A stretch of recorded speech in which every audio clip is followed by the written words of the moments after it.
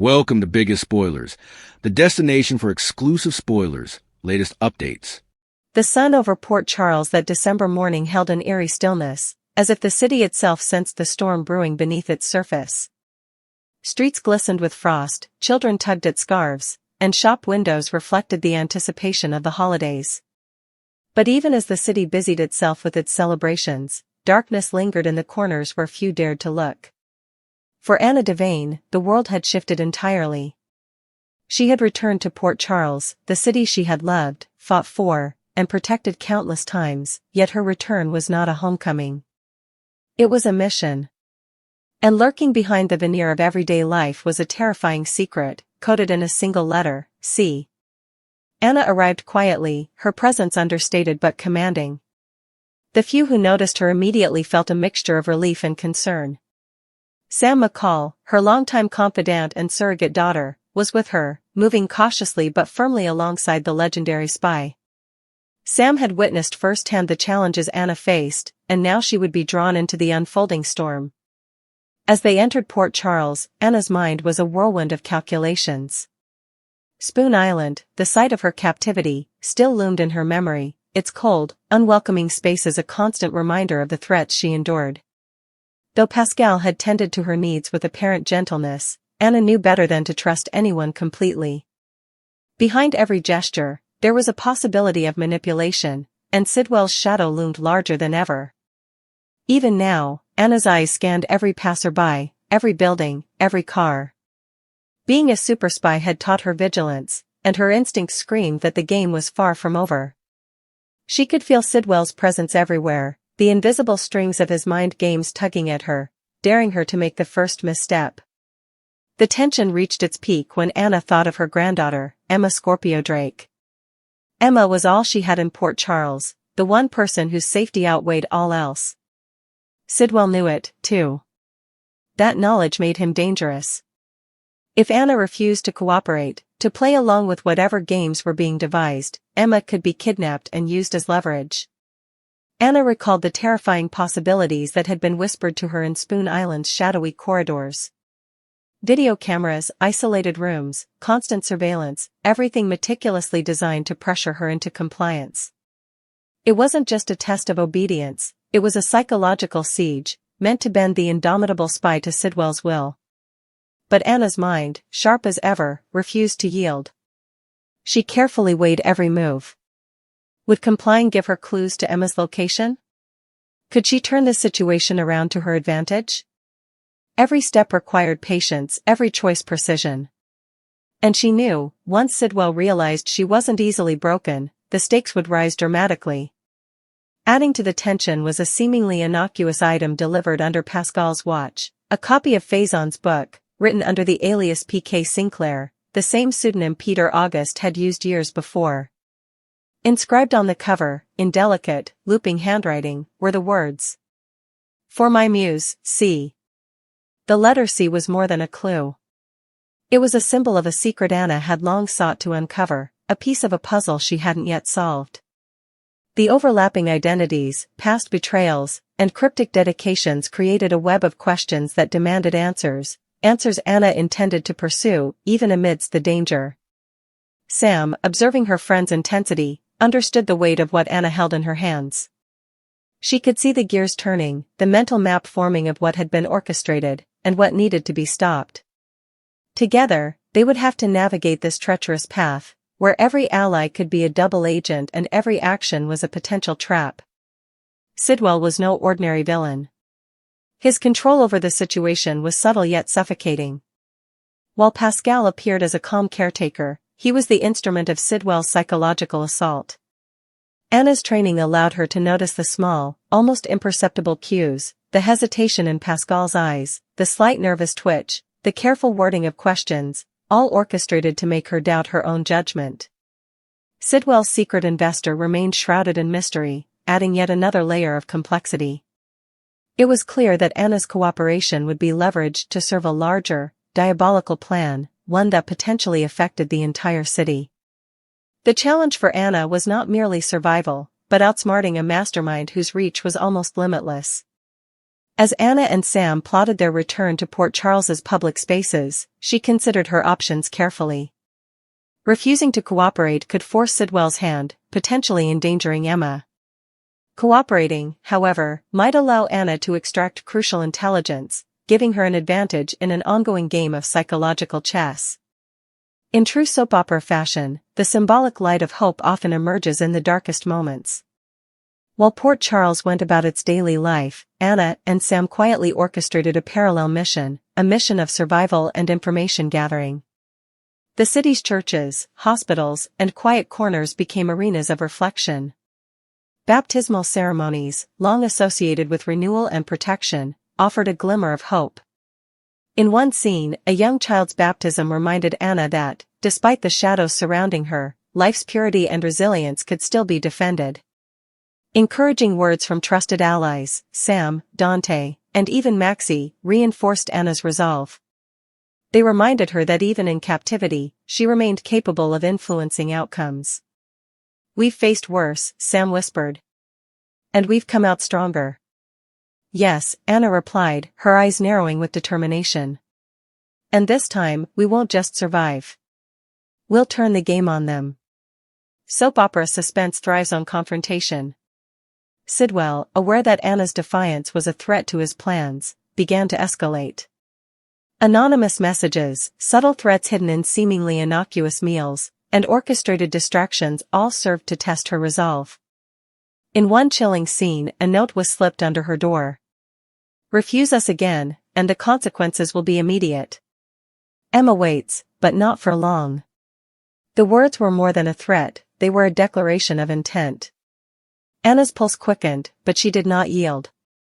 Instead, she carefully considered her next move, aware that Sidwell's aggression could be a double-edged sword. Chase Falconeri and Dante's presence in Port Charles would eventually intertwine with Anna's mission, offering hope for strategic alliances. The detective's unwavering pursuit of justice and Sidwell's eventual reckoning added layers of tension and drama. As the narrative unfolded, the mysterious sea became more than a letter. It was a link to past secrets, past betrayals, and future dangers. Anna realized that uncovering the identity tied to C could provide leverage over Sidwell and his secret investor. It could also offer clues about Emma's safety. Each discovery brought Anna closer to understanding the broader scheme, yet the danger remained omnipresent. Each whispered threat, every seemingly small interaction with Pascal, served as a reminder that Sidwell's influence was vast and his patience minimal. Anna's intelligence, patience, and years of experience as a super spy became her greatest weapons. Every calculated move, every subtle observation, was a step toward turning Sidwell's game against him. Sam McCall's role could not be overstated. She provided a human anchor for Anna, a voice of encouragement when frustration threatened to take hold. Sam reminded Anna that emotional resilience was as important as tactical skill. "You're not alone in this," Sam said. "Every step you take, I'm right behind you." Her support offered Anna a renewed sense of purpose, even as the threats grew more ominous. It also underscored the soap opera truth that family, chosen or inherited, is essential when facing impossible odds. Anna began meticulously planning her next steps. Cooperation, if strategically deployed, could help her gather intelligence, identify weaknesses in Sidwell's scheme, and create opportunities to rescue Emma. She also considered refusing to comply, forcing Sidwell to act, potentially revealing more of his network or vulnerabilities.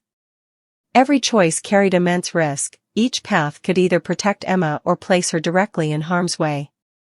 The stakes were amplified by Port Charles's dynamics. Dante and Chase, loyal protectors of the city, were bound to become involved. The convergence of Anna's mission with the detective's investigations promised a thrilling interplay of tension, strategy, and emotional drama. As night fell over Port Charles, Anna stood by the window, looking out over the city she had protected so many times. Her thoughts were with Emma, Sam, and the countless people whose lives would be affected by the unfolding events. The world of General Hospital thrives on suspense, secrets, and revelation. Anna's return, coupled with the mysterious sea, Sidwell's manipulations, and Emma's potential danger, promised weeks of intrigue, suspense, and emotional stakes higher than ever before. Through it all, Anna's guiding principles remained intact: patience, intelligence, and unwavering courage. "They may test me," she whispered. "They may threaten. But I will not break. Emma's safety, and the truth, will prevail." General Hospital spoilers suggest that if Anna Devane refuses to share in Jen Sidwell's games, the villain could abduct Emma Scorpio Drake and hold her hostage as a log-rolling tool. It remains uncertain as to why Anna was taken and is being held interned on Ladle Island. Still, as Pascal is the one catering to Anna's requirements, Sidwell is easily behind the mind games to some capacity. Anna is doing her stylish to remain calm and focused, considering the situation she's in, but if she's pushed to her limits, she may refuse to cooperate, moving forward. Sidwell is a master manipulator, as his secret investor is still mysterious. With that said, both of them may have a plan that involves Anna's help to foster their satanic scheme. During the Thursday, December 18th occasion, Pascal brought Anna a mess, and under the charger, she set up a dupe of Faison's book, which he wrote as P.K. Sinclair. Interestingly enough, P.K. Sinclair was also an alias Peter August used for a book he penned. There was a necrology in the novel that read, "For my poet C." Without important sapience into Anna's plight, as GH observers haven't seen her ago, there's a good chance the coming time Anna appears on the oil, she wouldn't be willing to share in anything Pascal serves moving forward. Maybe information or intel will be requested, and Anna will decline. Perhaps she literally stops following any instructions made to her, which is when Sidwell/his secret investor will have to play dirtier. Anna is well loved in Port Charles, but the only family she has in city presently is the apple of her eye, her granddaughter, Emma. However, also Emma has no stopgap of escape, if Anna could fluently vanish with ease as a counter-spy trained to always be on the lookout. Without knowing how big the captivity at Windmere is, Emma could be abducted and held hostage in the same structure as Anna, with a videotape camera placed on her so that Anna knows that her convicts mean business. Emma being taken would surely inspire Anna to cooperate with any information or intel, but could it also open a door for her to figure out an escape to save both her and her granddaughter?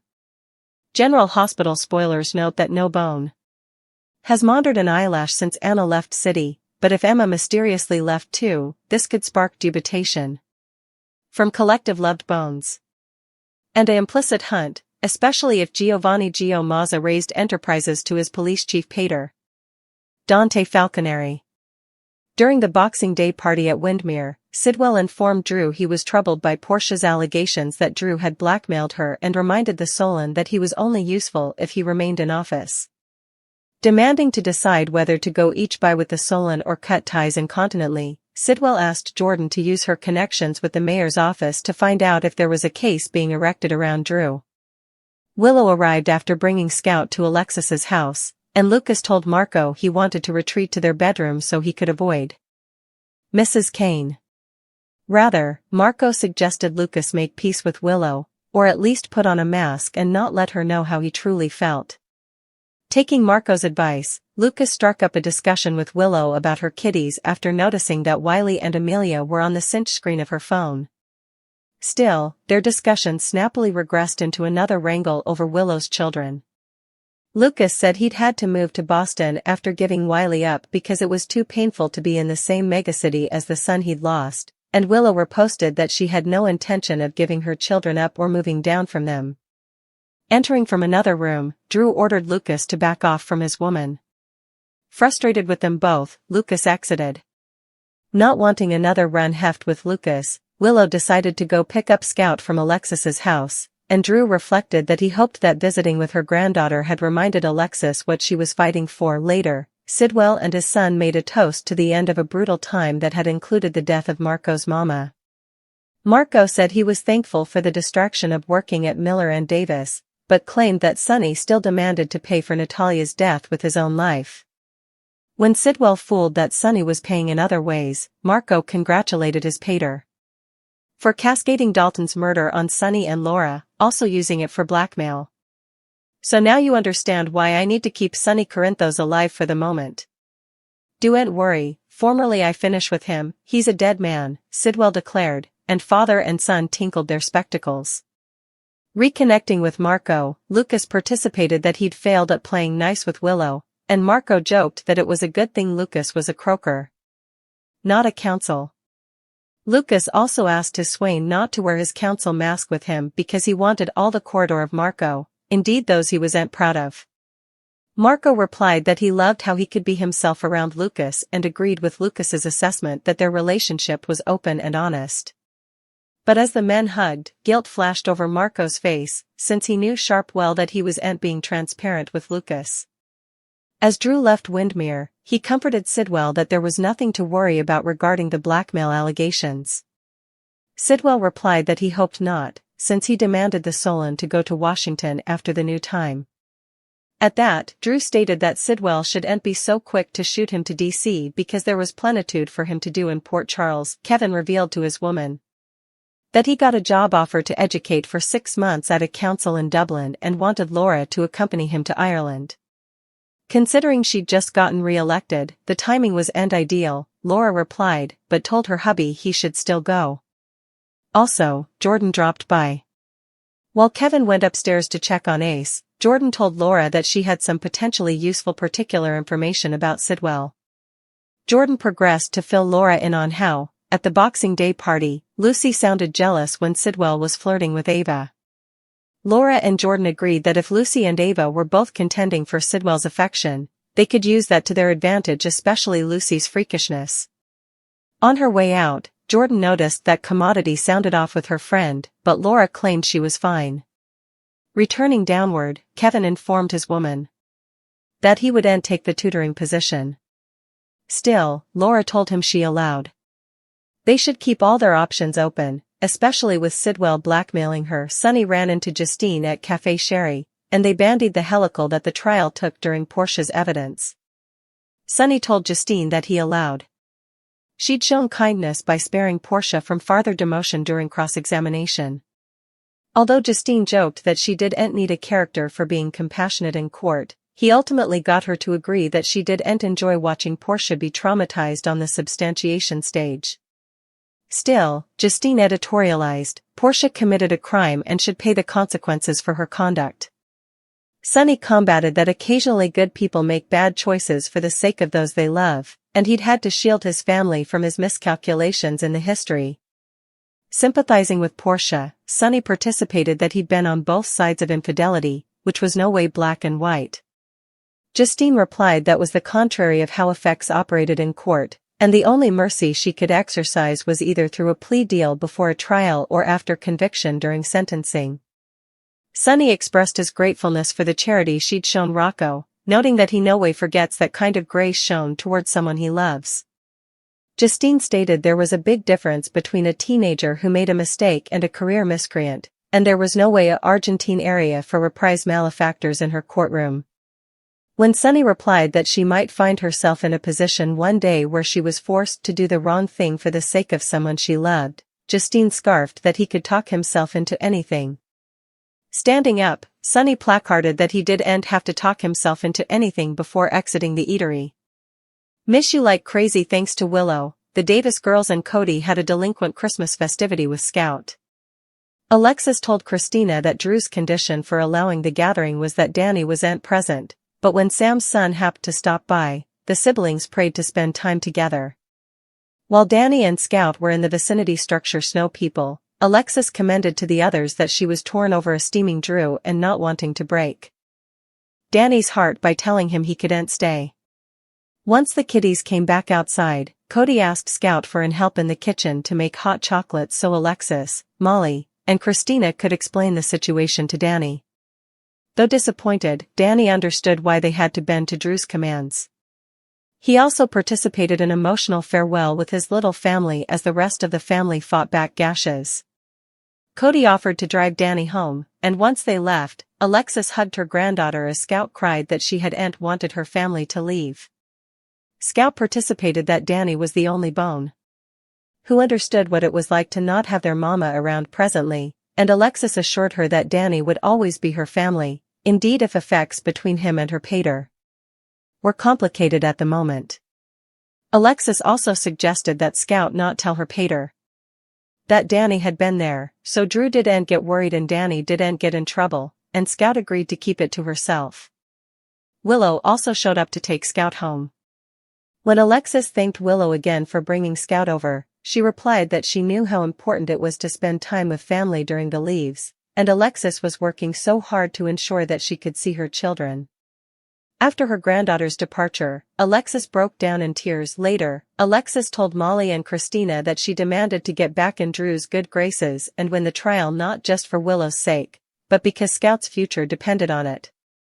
Meanwhile, Scout participated with Willow that Danny had been at Alexis's house and asked her stepmom not to tell her pater. "Don't worry," Willow promised. "Your secret's safe with me." The long game at the Quartermaine manse, Michael told Tracy that Monica would have been proud of the way she led the family through their first Christmas without her. Jacinda arrived with gifts for Wiley and Amelia, so Tracy invited Michael's gal in for a nightcap to get to know her better. When Tracy thanked Jacinda for the gratifying negative press Drew had endured after the former companion's night out with him, Jacinda explained that it had been a job that was part of her old life. Tracy saluted Michael's gal for reinventing herself as Nina's adjunct at Crimson. While Jacinda stepped out to the grease paint room, Michael thanked Tracy for being so kind to his gal, but she replied that she demanded to be kind to Jacinda since they were both lying to cover him. Plus, Tracy added, she could tell that Jacinda was falling for Michael, but he was being honest about his intentions. Speaking from particular experience with men who'd threaded her on, Tracy advised Michael to clarify the parameters of their relationship before Jacinda got hurt. Once Jacinda returned, Tracy said goodnight, and Jacinda incontinently asked what his great-aunt had allowed of her. Michael revealed that Tracy felt he was taking advantage of Jacinda, and although he tried to move her else, she knew he was paying Jacinda to be his justification. Tracy was sure once the trial was over, Michael and Jacinda's relationship would be too, he added, but his great-aunt was wrong. Jacinda admitted that she wanted to believe that, but felt like she was staying for the other shoe to drop. Trying to move her that effects were real between them, Michael gave Jacinda a cuff as a delinquent Christmas present. She was reluctant to accept the lavish gift, but he claimed, calling it a commemorative of his genuine and heightening affection.